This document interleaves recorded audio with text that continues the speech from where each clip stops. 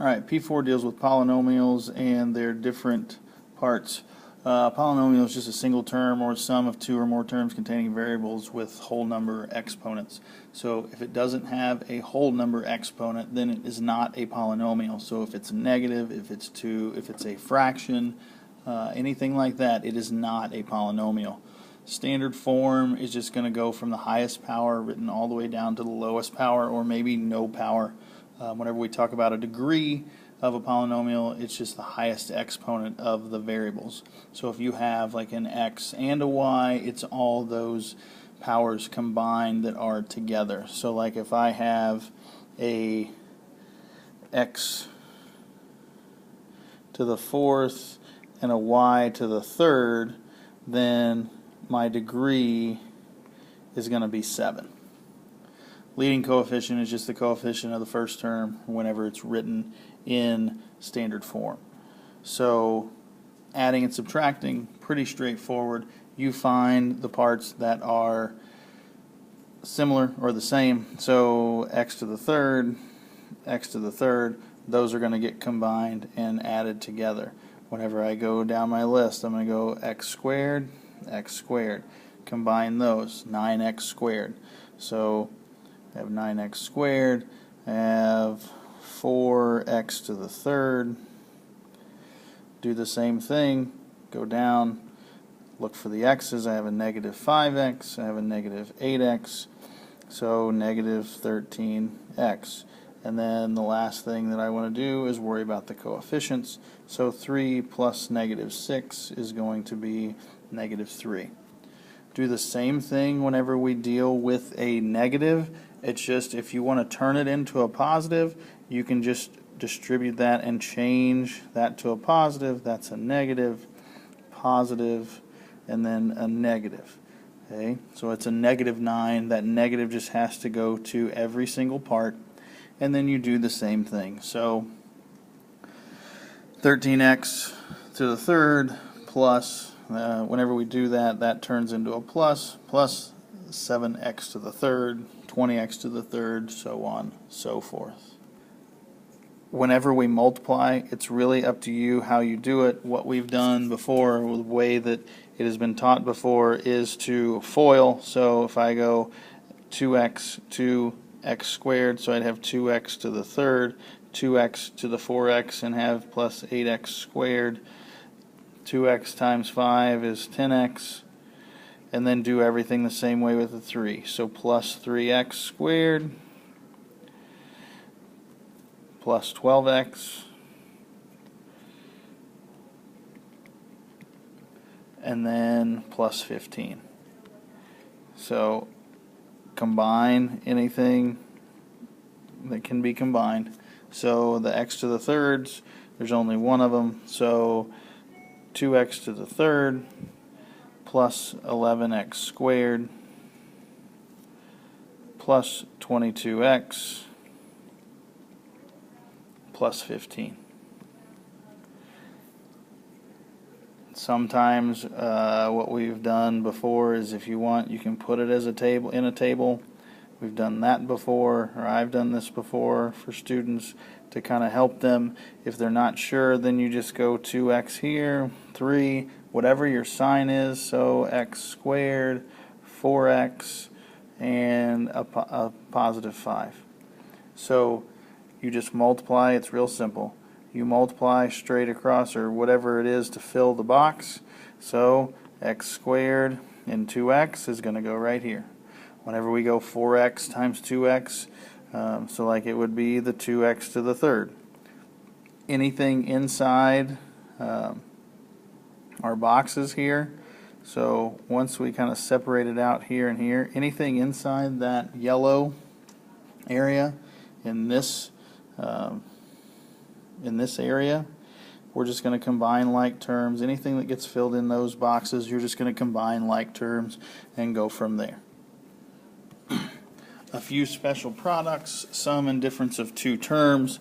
Basically, if you have two things that are conjugates of each other, kind of like what we talked about yesterday, then really the easiest shortcut is to multiply the first terms, multiply the last terms, because the inside and the outside terms will just cancel. Okay, so there's no need to multiply, like in the example case, there's no need to multiply the 2x and the negative 3 and the 3 and the 2x, because they're just going to both be a negative 6x and a positive 6x, so they are going to cancel.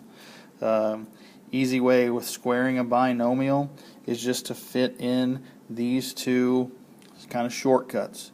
Okay, all you're going to do, you're going to square the first term. Okay, that's how we get the a squared. For the second part, we're going to go a times b times 2. That's how we get 2ab. And then the last part is we're just going to square the last number, okay, or the last term. So if you notice over here on the right, you have y plus 5 quantity squared. They squared the first term. That's how we got the y squared. Then they multiplied everything inside, so y times 5 times 2 gave us 10y, and then multiplied or squared the 5, and we got the 25. Similar to cubing a binomial, regardless if it's positive or negative, you're going to cube the first term. Then second term, you're going to take 3 times the first term squared times the second term. The third term then is going to be 3 times the first term times the second term squared, and then the last term is just whatever it is cubed. Okay? Notice that what should happen is if you have a subtraction down here, that your second and your fourth terms should end up being negative. Okay? If you have a binomial, or excuse me, if you cube a binomial, then those second and last terms should always end up being negative. Whereas if it's a positive cube of a binomial, then it's going to be positives across the board. So if I use my shortcut, okay, you can always kind of fall back on 2x plus 1 times 2x plus 1 times 2x plus 1.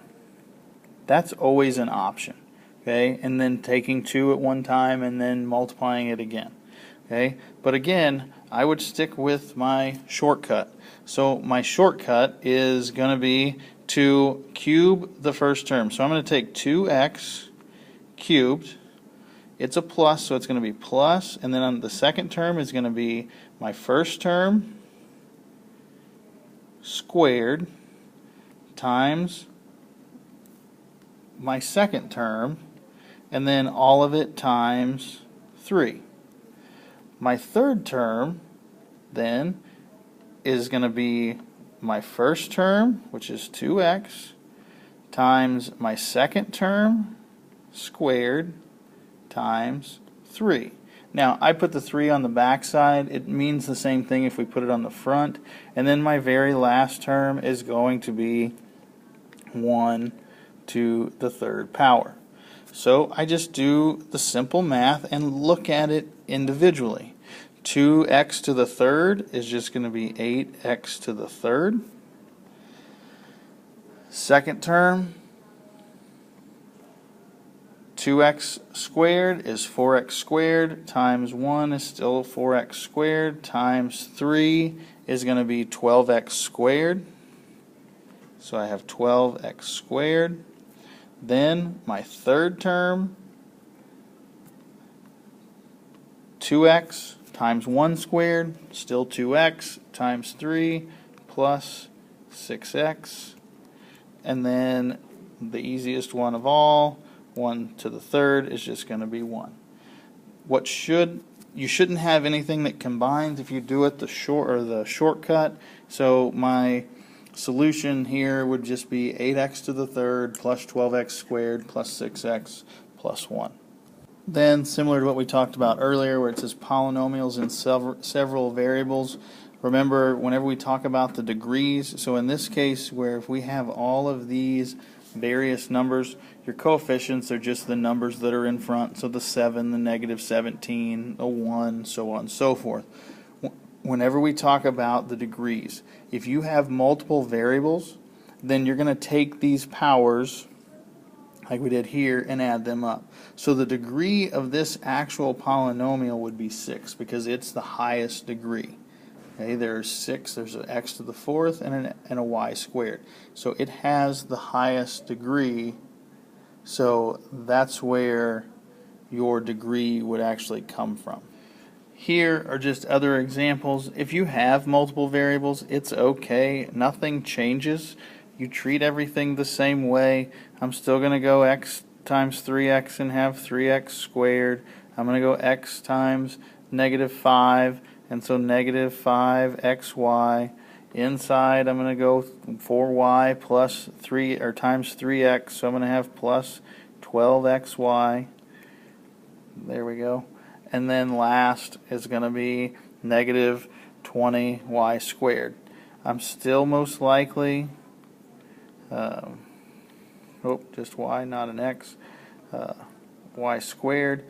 I'm still going to have to combine here in the middle, so 3x squared plus 7xy minus 20y squared. Then lastly, your assignment is just page 56 and 57. You're going to do 1 to 8 all, and then 9 to 13 odd, and then 17 to 53 every other odd. So like you'll do 17, 21, so on, so forth.